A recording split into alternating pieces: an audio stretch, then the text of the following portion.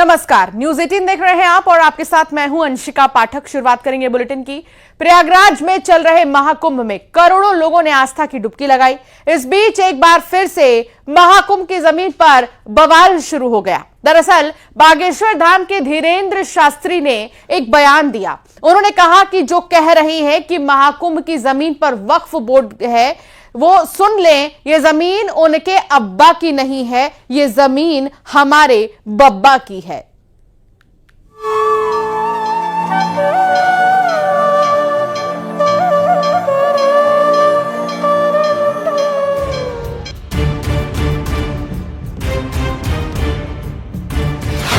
कुंभ की जमीन फिर घमासान।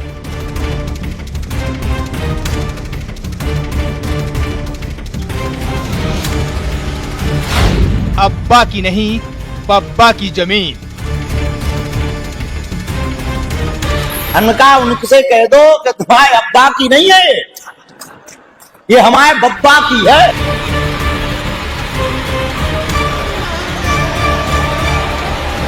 कुंभ को लेकर वक्फ बोर्ड को बदनाम करने की कोशिश कर रहे हैं। वो संविधान को ठेंगा दिखा रहे हैं। वक्फ पर वार, बाबा का प्रहार। हमने तो दी है, जो तुम्हारे पास है भी वो हमारी दई भाई है।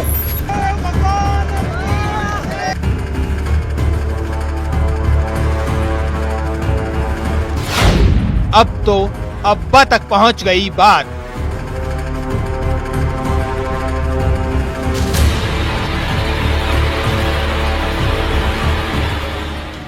प्रयागराज में महाकुंभ की जमीन को लेकर दावों की कहानी थमने का नाम नहीं ले रही है। वक्फ बोर्ड ने इस जमीन पर अपना दावा किया तो बाबा धीरेन्द्र शास्त्री ने वक्फ बोर्ड को आईना दिखा दिया। आप भी सुनिए बाबा धीरेन्द्र शास्त्री ने क्या कहा। एक भाई साहब अभी बयान दे रहे थे, बोले ये जो कुंभ की भूमि है, ये जो है वक्फ बोर्ड की जमीन है। हमें खबर मिली, फोन आया कि गुरुजी ये तो वक्फ बोर्ड की जमीन है।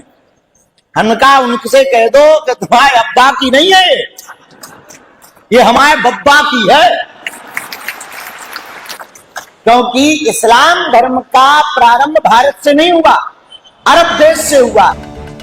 सुना आपने, यही नहीं, धीरेन्द्र शास्त्री ने इस्लाम धर्म को लेकर भी बड़ा बयान दिया है। धीरेन्द्र शास्त्री ने ये भी बताया कि ये जमीन किसकी है।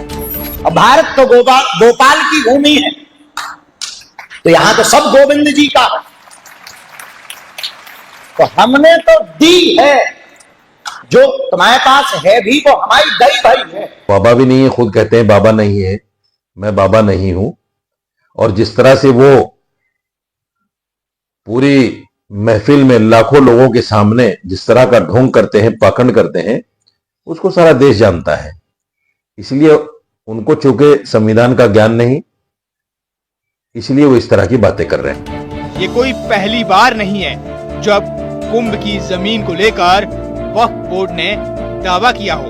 इससे पहले भी ये बात वक्त वक्त पर सामने आती रही है। देश की संसद जिस जमीन पर बनी है, उसको भी वक्फ की संपत्ति होने का दावा किया गया और कुंभ की जमीन को लेकर भी दावों की यही कहानी है। Bureau report, news 18।